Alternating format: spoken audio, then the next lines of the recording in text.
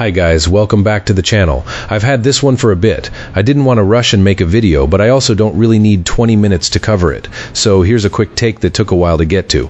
But before we get into that, don't forget to check this great discount for it. You can find the link in both the video description and the top comment below.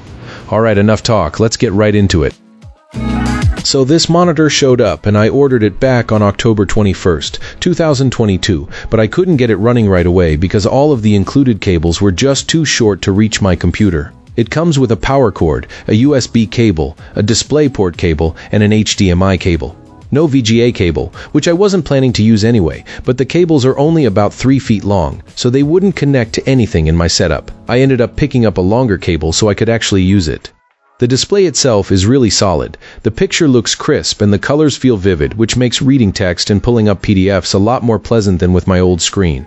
I do a fair amount of graphic work, and it's nice to see images pop without any obvious color chasing or shadows. It's not flashy, but it just looks clean and natural enough for long sessions. Height adjust is a big plus for me. With my desk arrangement, being able to raise or lower the screen makes a noticeable difference in comfort after hours of work. It sits at a good height and I can tilt it for the right angle without fighting the stand every time.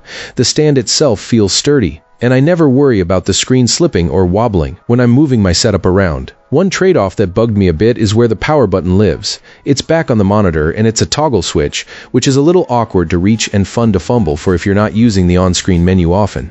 There's a lot of space on the front, where a simple button would have been nice, especially since I do sometimes need to adjust settings without hunting around the back. Still, it's not a deal breaker. I just wish the controls were more accessible.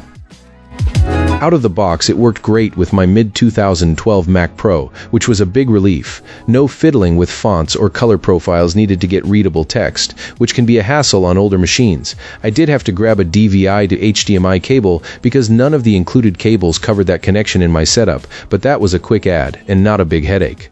If you're using this in an RV or a smaller space, you'll notice there isn't a lot of frame around the image, which makes it feel a little more compact. I do wish it had built-in speakers, but I wasn't counting on that anyway since I use external audio. The monitor supports vise mounting, and the included hardware for mounting is straightforward. There are standoffs of 2 sizes to accommodate the back curve if you want to use an arm or wall mount.